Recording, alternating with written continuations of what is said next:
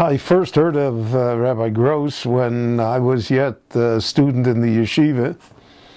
I heard that somebody went to Miami Beach and established a day school there in yeshiva. And to us at that age, when we were thinking about what could be done for American Jewry, that took on a heroic proportion. I never imagined that I would end up Miami Beach. I would never imagine that I would end up working with Rabbi Gross on many projects. But the Lord has His ways.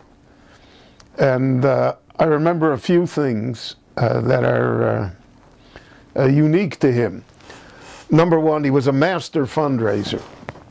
He could take money from a stone, from a dead stone, but he did it in a way that you didn't resent it. And part of his genius was that he don't only raise money for his institutions. In Miami Beach in the winter, everybody came at that time. All the Roshi Yeshiva, people from yahrtzeit, people from New York, everybody came. And at that time, most of the wealthy people were the only ones that could afford to come to Miami Beach for an extended period of time in the winter. And therefore, it was like honey's attracting flies. Everybody wanted to hit up the wealthy people. And the wealthy people, human nature, they hid from, they saw anybody with a beard, they crossed the street. And there was no access to them. Senator Gross had access to them. And he used his personal contacts to raise money for all sorts of institutions. Most people are very protective of their turf and very protective of their donors. But he was a Jew that saw the whole Jewish people, not just one section, not just his section. That was a remarkable trait. I remember he told me that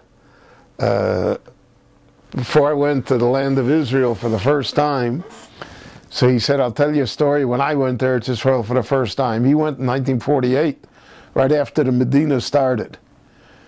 And he was walking down the street in Jerusalem, and he had an address to visit someone, and he didn't know where the street was. And he stopped a Jew on the street, and he said to him, you know, could you help me?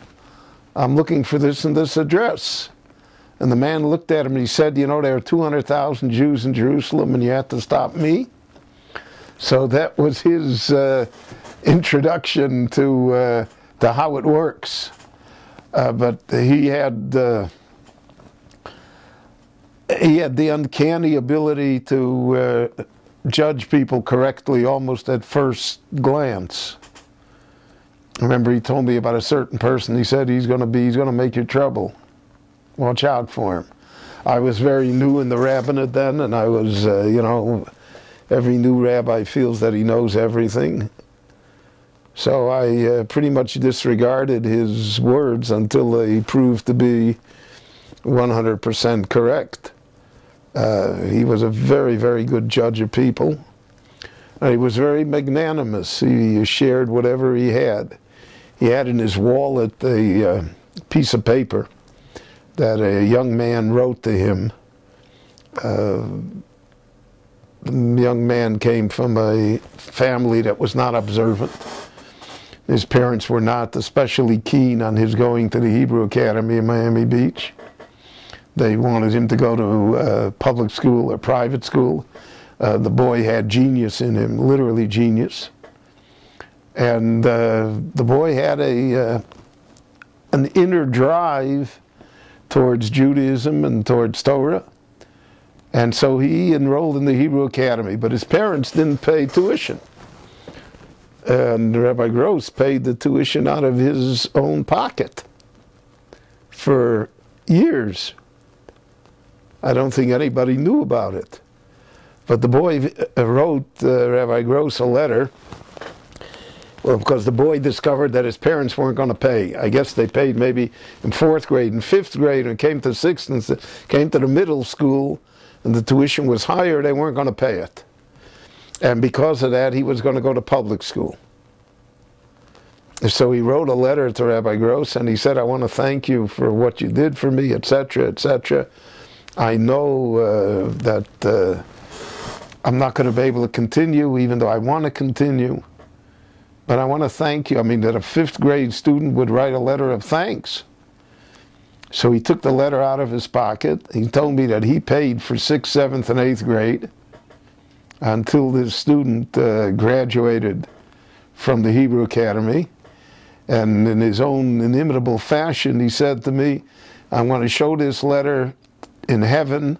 He said, they're going to hit me, but they're going to let me in. This letter will get me in.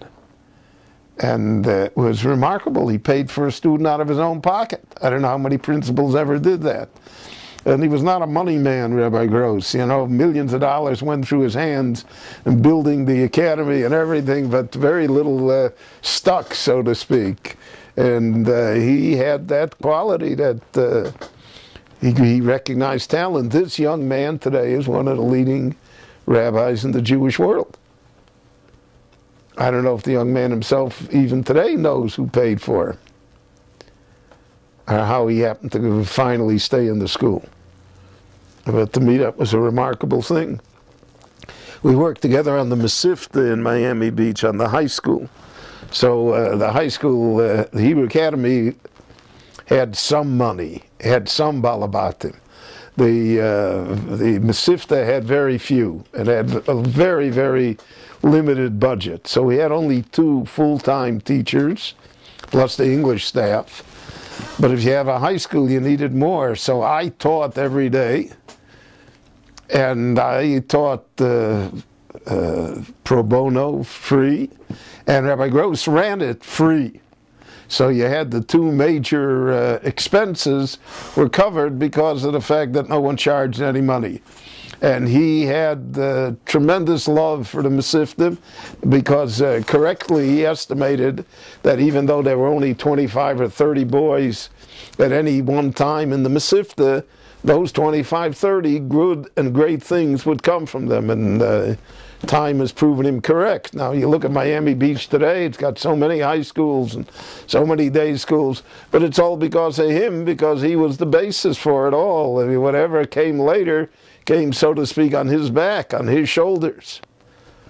And there's a famous posuk in Kehelis that there was a poor unknown man that saved the city, but nobody knew who the poor man was, and nobody remembered him afterwards, and they thought the city was saved by itself. I always thought that that applied to a certain extent to Rabbi Gross, because whatever happens in Miami Beach, or probably in Florida generally, was to a great extent because of him, and the efforts that he made, and the sacrifices that he made, and the wisdom that he had, and the shrewd judgments that he was, and he was able, he had very, very tough balabatim in the Hebrew Academy, very tough people. And somehow he was able to navigate the waters. Somehow he was able to put through his program